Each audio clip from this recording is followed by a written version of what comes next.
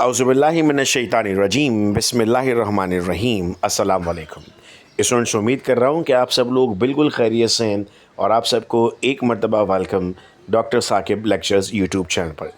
Students, आज के इस वीडियो लेक्चर में हम डिस्कस करने जा रहे हैं 9th फिज़िक्स का मॉडल पेपर जो 2023 में board of secondary education Karachi ने इशू किया था, जिसके तमाम क्वेश्चंस को हम डिस्कस करने जा रहे हैं। स्टूडेंट्स, जो सेक्शन ए है इसकी एक अलग से वीडियो अपलोड होगी एमसीक्यूज़ की। आज हम सेक्शन बी को डिस्कस करने जा रहे हैं। 12 मार्क्स के हमारे पास एमसीक्यूज़ होते हैं। सेक्शन बी हमारे पास बेटा टोटल आपको 8 क्वेश्चंस का आंसर देना होता है और हर क्वेश्चन 3 मार्क्स का होता है।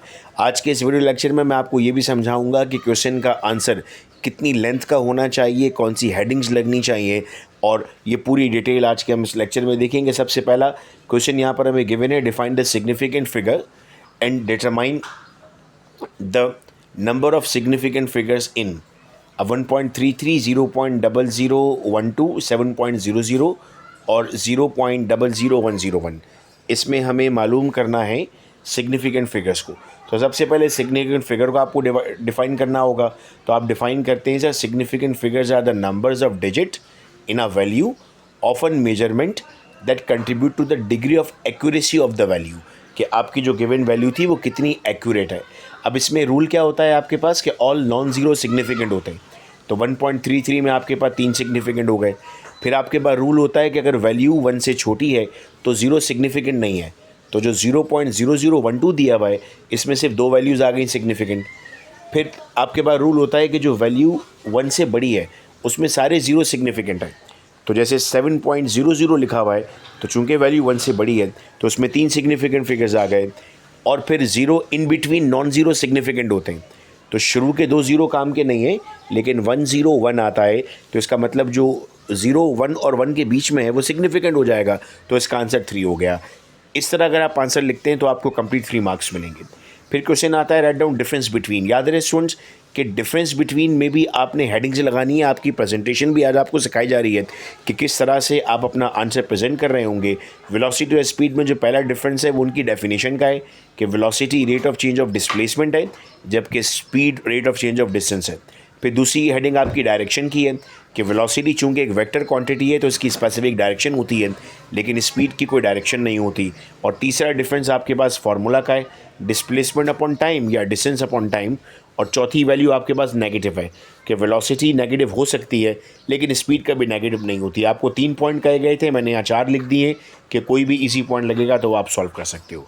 फिर नेक्स्ट क्वेश्चन आपके पास है, state Newton second law of motion, show the relationship between applied force and acceleration. तो पहले आपको हेडिंग लगानी होगी बेटा न्यूटन सेकंड लॉ, जिसमें न्यूटन की स्टेटमेंट यहाँ पर लिखी हुई है, and a force is applied on a body, it produce acceleration in the same direction. This acceleration is directly proportional to the force and inversely proportional to the mass. यानी जब आप force लगाते हैं तो बॉडी में acceleration produce होती है उसी डायरेक्शन में। ये डायरेक्टली प्रोपोर्शनल है फोर्स के, यानी जितनी ज़्यादा फोर्स उतनी ज़्यादा एक्सेलरेशन। और इन्वर्सली प्रोपोर्शनल है मास के, यानी जितना ज़्यादा मास होगा उतनी कम एक्सेलरेशन प्रोड्यूस हो रही होगी। इसी बात को मैथमेटिकली यहाँ पर बताओ, देखो डायग्राम भी ड्रॉ की हुई है, आपको एग्जैक्टली इसी पैटर्न पर एग्जाम पे लिखना होगा। एक्सेलरेशन डायरेक्टली प्रोपोर्शनल है एफ के, इन्वर्सली प्रोपोर्शनल है एम के, और जब दोनों को हम कंबाइन कर देंगे तो फॉर्मूला बन जाएगा आपके पास F is equal to M A, जिसको हम सेकेंड लॉ ऑफ मोशन के नाम से भी जानते हैं। फिर अगला सवाल है, what is the moment of force, right it's formula, unit and factor. जो चीज़ें पूछी गई हैं एग्जैक्टली उन्हीं हेडिंग्स को लिखना होगा। सबसे पहले मोमेंट ऑफ फोर्स को डिफाइन कर रहे हैं। अच्छा, मोमेंट ऑफ फोर्स का दूसरा नाम टॉर्क होता है, तो हमने यहाँ पर और करके टॉर्क भी लिख दिया।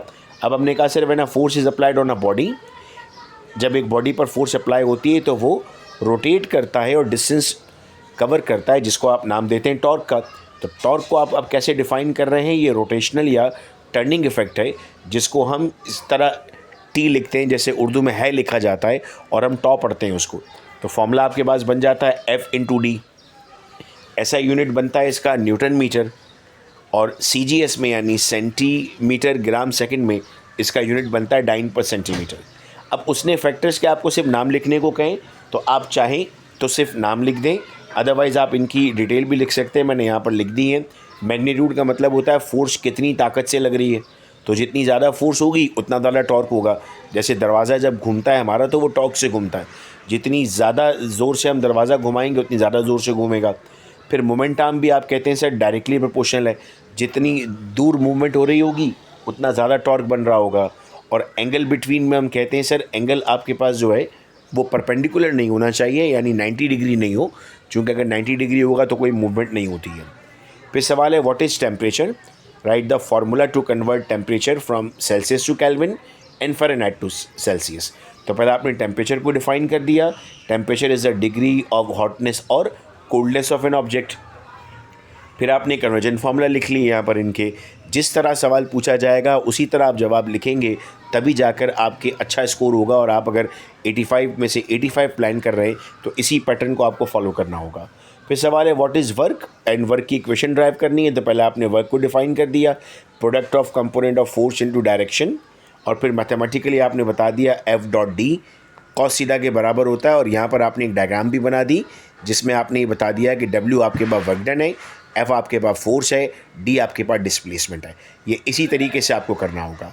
अच्छा, अब इसमें जितने भी न्यूमेरिकल्स दिए हुए हैं उन न्यूमेरिकल्स की वीडियो ऑलरेडी इस चैनल पर अपलोड है। अगर आपको लिंक नहीं मिलता तो आप मुझे व्हाट्सएप पर एक मैसेज कर दीजिएगा 0333224331 पे, तो मैं आपको उसका लिंक भी भेज दूंगा। और अगर आप इसका PDF चाहते हैं तो ये PDF भी आपको आप व्हाट्सएप पे मैसेज करेंगे तो आपको मिल जाएगा। जितने भी न्यूमेरिकल इस वक्त यहाँ नज़र आ रहे हैं ना आपको, इन सब के लिए ऑलरेडी वीडियो बनाकर अपलोड की जा चुकी है प्रैक्टिस के लिए, ठीक है। सेक्शन C आपके पास बेटा कोई 24 मार्क्स का है, जिसमें आपको 4 क्वेश्चन को अटेम्प्ट करना होगा और हर क्वेश्चन आपका 6 मार्क्स का है।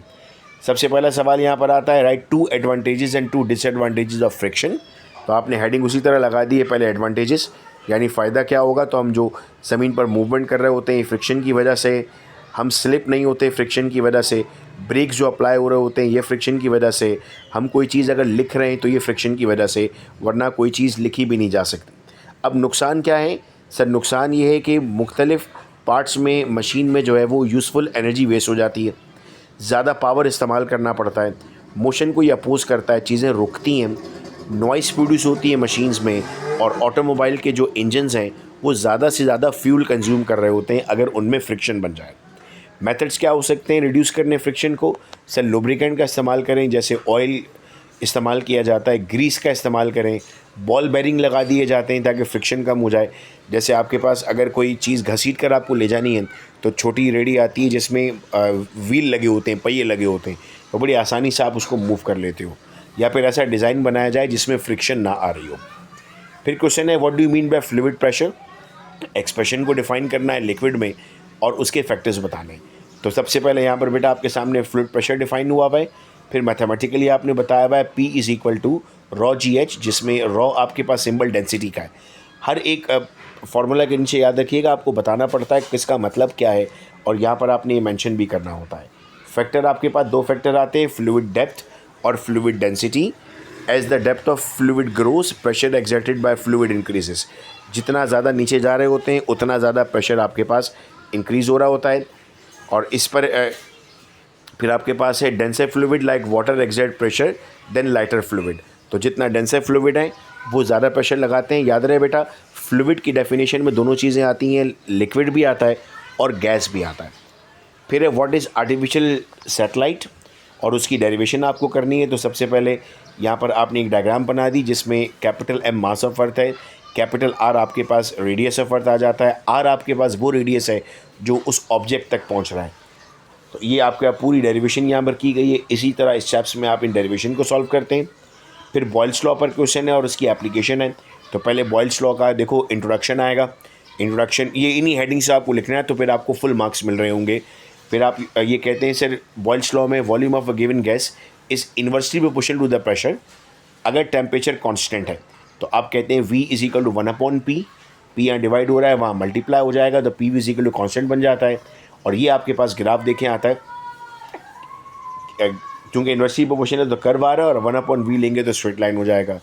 एप्लीकेशन आपके पास क्या होती है, हम कहते हैं sir when a field balloon is squeeze the volume occupied by air inside the balloon decreases. जब आप बलून को दबाते हैं तो उसका प्रेशर बढ़ता है तो वॉल्यूम कम हो जाता है, और अगर प्रेशर कम करेंगे तो वॉल्यूम दोबारा से बढ़ जाएगा। फिर सवाल बेटा काइनेटिक एनर्जी और पोटेंशियल एनर्जी है, और फिर उसके साथ उसकी काइनेटिक एनर्जी की डेरिवेशन है। तो इसी तरह आपने पहले हेडिंग्स लगानी है। पोटेंशियल एनर्जी को डिफाइन करना है कि वो एनर्जी जो हाइट के साथ आती है पोटेंशियल कहलाती है, और वो एनर्जी जो लेंथ के साथ आ रही होती है किसी ऑब्जेक्ट की वो काइनेटिक कहलाती है। उसका ऐसा यूनिट लिखना, और फिर डेरिवेशन है। डेरिवेशन के लिए डायग्राम पैराग्राफ लाजिम होता है किसी भी डेरिवेशन में, जिसमें आप बताते हैं कि किस जो आप नीचे सिंबल इस्तेमाल कर रहे हैं उनका मतलब क्या है। जैसे ऐसा आपके पास डिस्टेंस है, एफ आपके पास फोर्स है, वी एफ फाइनल वेलोसिटी है, वी इनिशियल वेलोसिटी है, एम मास है, उससे आप ड्राइव करते हैं इसको। फिर क्वेश्चन है what is evaporation and describe it factors. तो एवापोरेशन से लिक्विड जब गैस में कन्वर्ट होना शुरू हो जाता है और ये किसी भी टेम्परेचर पर हो जाता है, इसमें आप कहते हैं सर बॉइलिंग से डिफरेंट है, चूँकि बॉइलिंग का एक स्पेसिफिक टेम्परेचर होता है जबकि इसका कोई स्पेसिफिक टेम्परेचर नहीं होता। फैक्टर क्या क्या हो सकते हैं इसके, हम कहते हैं सर टेम्परेचर एक फैक्टर है, विंड स्पीड फैक्टर है, सरफेस एरिया इतना ज़्यादा होगा एवापोरेशन ज़्यादा होगी। यानी आपके पास कभी पानी गिर जाता है ज़मीन पे तो आप उसको फैला देते हैं तो वो जल्दी से एवापोरेट होना शुरू हो जाता है। जितनी ज़्यादा ह्यूमिडिटी आपके पास होगी उतना कम एवापोरेशन होगा, और जितनी कम ह्यूमिडिटी होगी उतना ज़्यादा एवापोरेशन हो रहा होगा। तो ये बेटा आपके डिस्क्रिप्टिव क्वेश्चन से MCQs की वीडियो और जो न्यूमेरिकल्स हैं उनकी वीडियोस के लिए आप व्हाट्सएप पर 0333224331 पे मैसेज कर सकते हैं। व्हाट्सएप ग्रुप में ऐड हो जाएं ताकि कोई भी इस तरह का PDF शेयर हो रहा हो तो वो डायरेक्टली आप सबके पास पहुंच रहा हो। अपने फ्रेंड्स के साथ वीडियो लेक्चर ज़रूर शेयर कीजिएगा। अपना बेहद ख्याल रखिएगा आप सब लोग। अल्लाह हाफ़िज़।